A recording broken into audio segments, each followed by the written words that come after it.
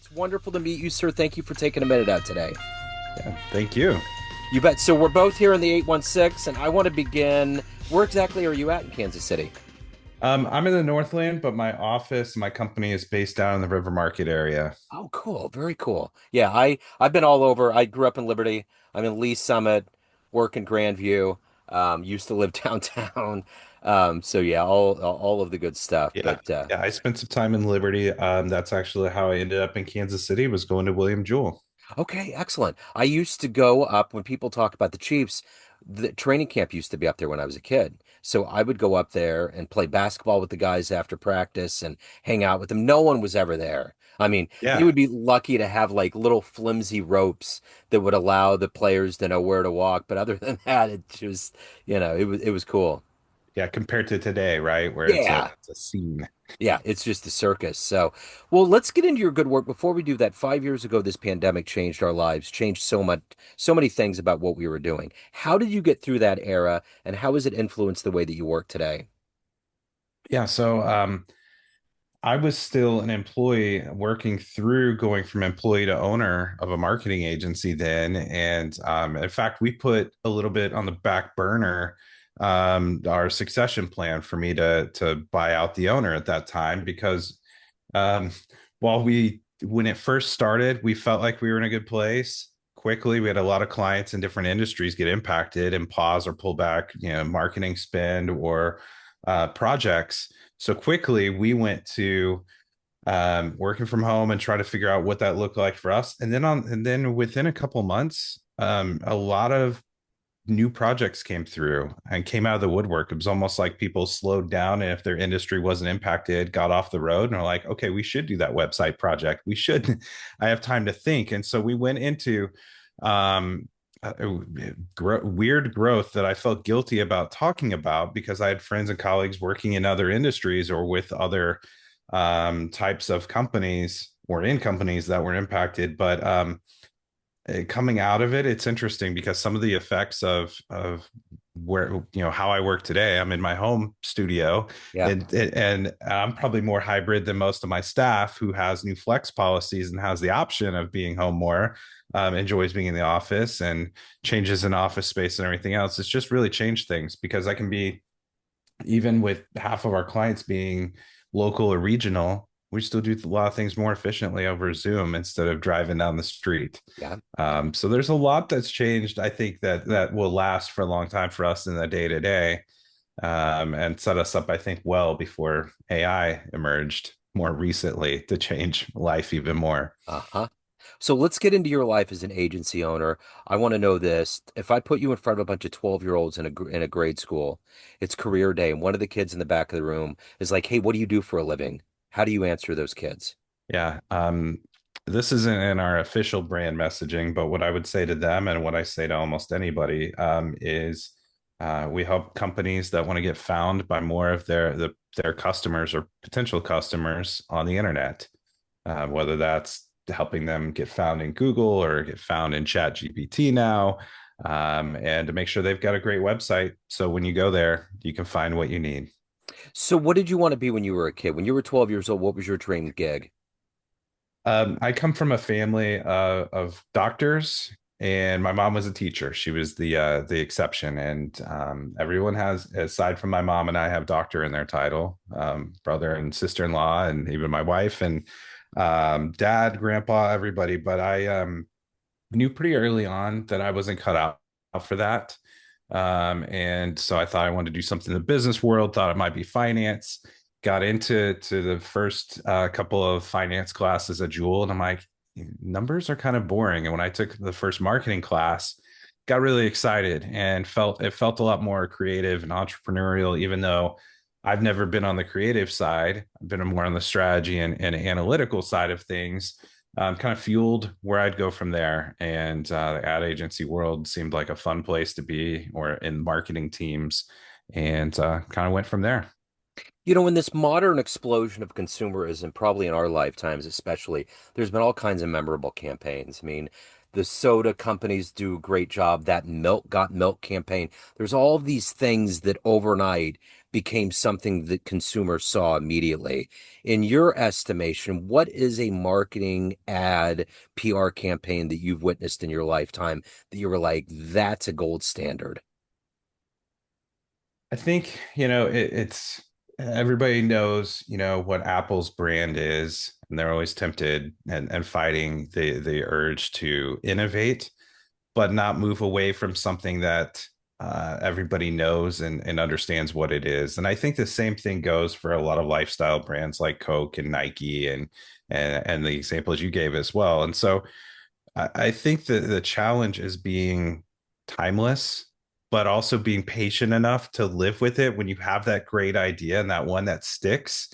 There's always the urge to not be looked at like Kodak or somebody who can't innovate with the times, and to have your brand match the product and where it's going, but at the same time not just go reinvent it and lose the effectiveness of it or lose the essence of it, where people don't understand where you're going or why, or you have a bunch of backlash and people talking about your brand and not your product or service. So obviously coming from that lineage of high achievers and doctors, there's this expectation, and you're getting into this marketing realm, which is kind of just outside of the bubble of what probably was expected. When did you realize, when did you know that you made the right choice? This was the avenue that you needed to be in life.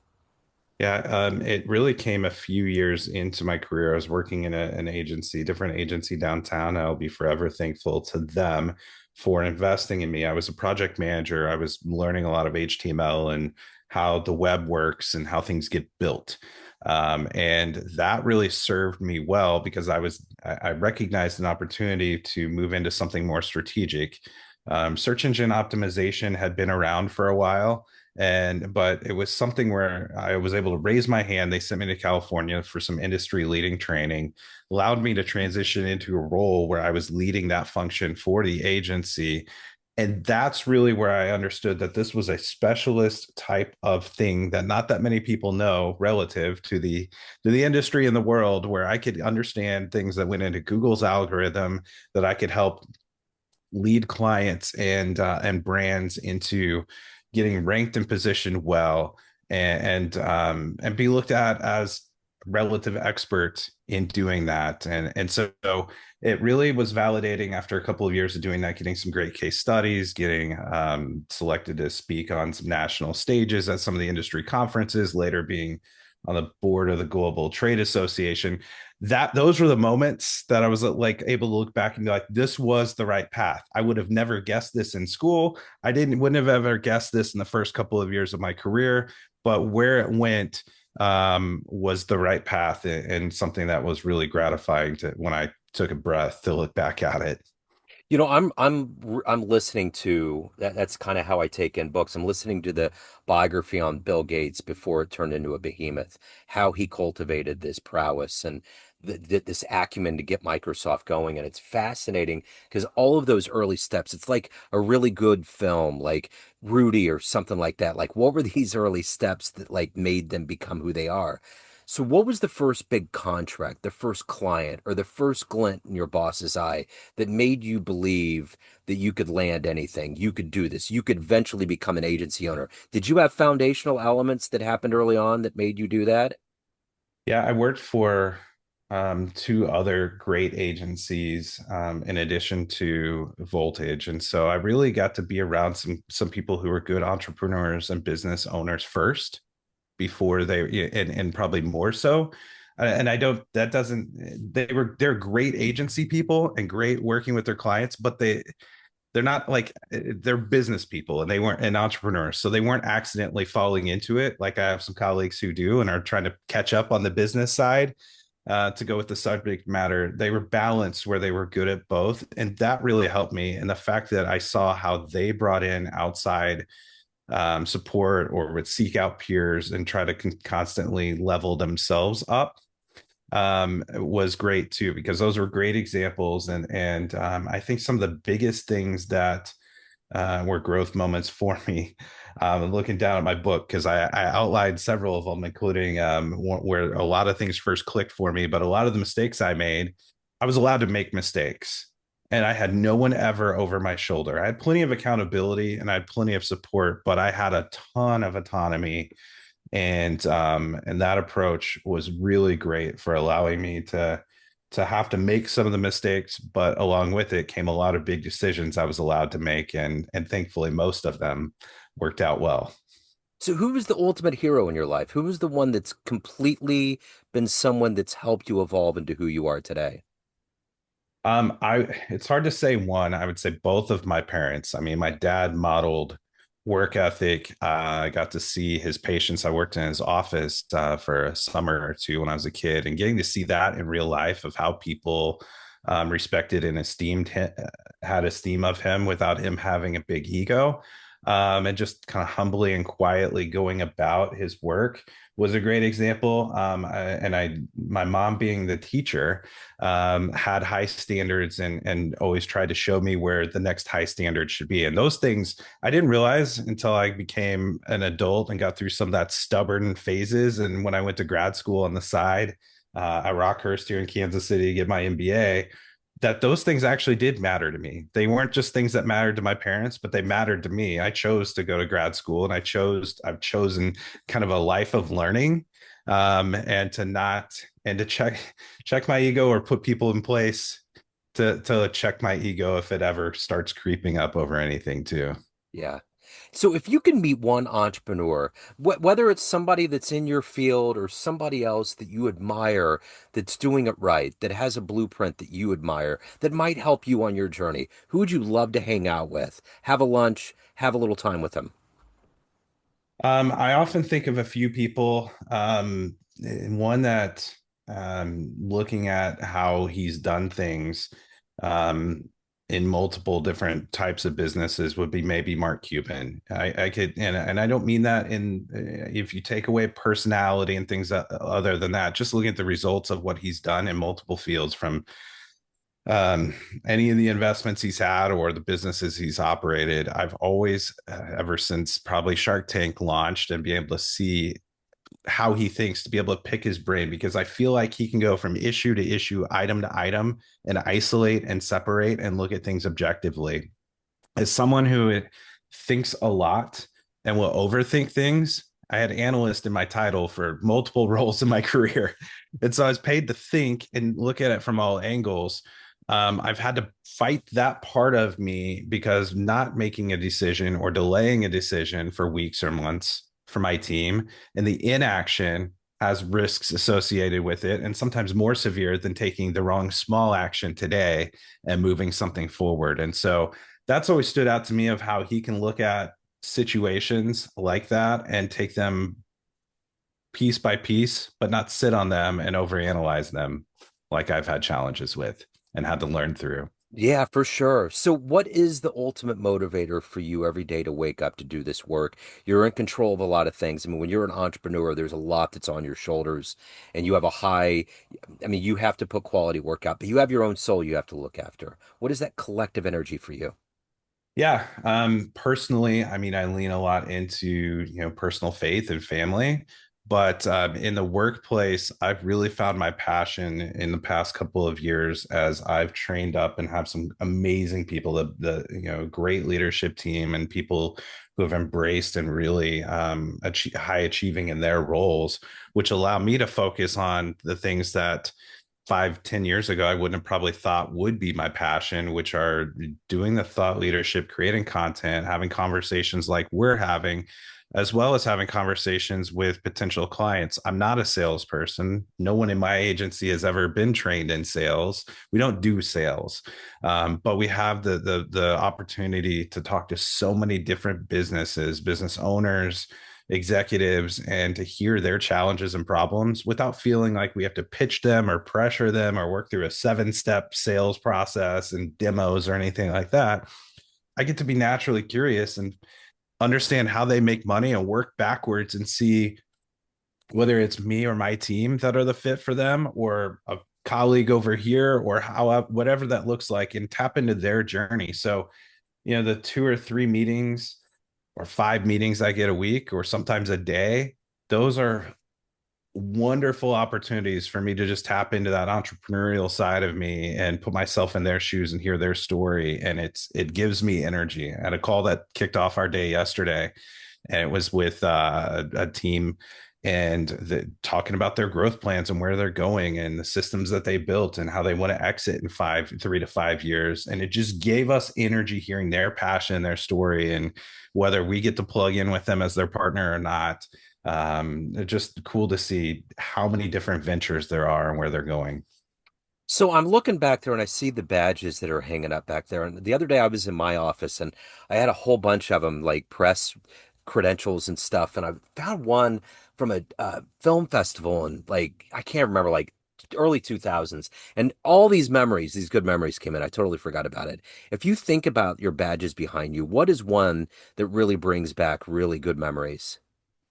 I think one that's got probably the most flair on it, if you will, back there, is from the very first event from the trade association that I was elected to the global board of, and so it was the first meeting I got to go to, and I was giving I was a talk there, and I was going to my first board meeting, and that was not that I needed that, again, ego wise, but it just felt really good to be accepted by people in the room that I had admired for so long and some of the peers there, and just be accepted and feel that hospitality in person of some of these great, in some cases legends, and then in some cases people like me who were just kind of growing into trying to get into that level of how we were giving back to our industry and community as well.